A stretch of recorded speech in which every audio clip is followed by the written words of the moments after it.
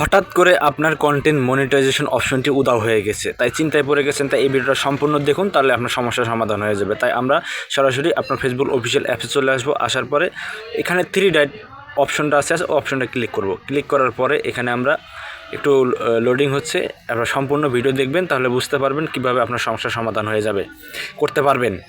তাই এখানে কনফার্ম করে দিবেন। কনফার্ম করার পরে আপনি এখানে থ্রি ডট যে একটা অপশন আছে এখানে ক্লিক করে দেবেন।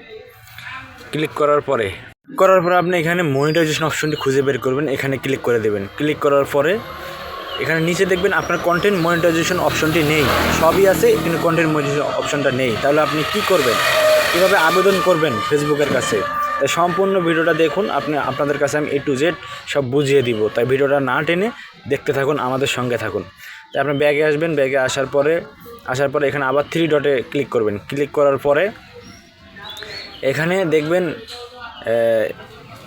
হেল্প অ্যান্ড সাপোর্ট বা সাপোর্ট ইনবক্স, সাপোর্ট একটু ভুল হয়েছে। আপনি ব্যাগে আসবেন, ব্যাগে আসার পরে এখানে ব্যাগ দিয়ে দিবেন। ব্যাগে আসার পরে দেখবেন রিপোর্ট ইন প্রবলেমে যাবেন। রিপোর্ট ইন প্রবলেম এখানে ক্লিক করবেন। ক্লিক করার পরে এখানে কনফার্মে ক্লিক করবেন। কনফার্মে ক্লিক করা এখানে উপরের যে অপশানটা আছে এখানে ক্লিক করবেন। ক্লিক করার পর আপনার প্রোফাইল না পেজ এটা ক্লিক করবেন। আপনার যদি প্রোফাইল বা অথবা পেজ হয়ে থাকে পেজে ক্লিক করবেন। প্রোফাইল ক্লিক করবেন। এখানে ফটো বা ভিডিও আপলোড করতে পারবেন। এখানে আপলোড করার পরে আপনার যে ফটোটা যে আপনি স্ক্রিনশট দিয়ে রাখবেন, যেটা কন্টেন্ট মনিটাইজেশন সেটা ওই অপশনটা নেই, তাই স্ক্রিনশট দিয়ে এখানে আপনি দিতে পারেন।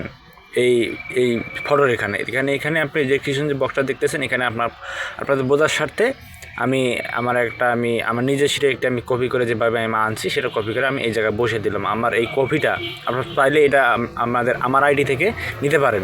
এখানে দেখবেন অবশ্যই প্রোফাইলের লিঙ্ক দিতে হবে, তারপরে আমাকে আপনার ফেসবুক পেজ বা প্রোফাইলের নাম দিতে হবে, দিয়ে আপনি সাবমিট করে দেবেন।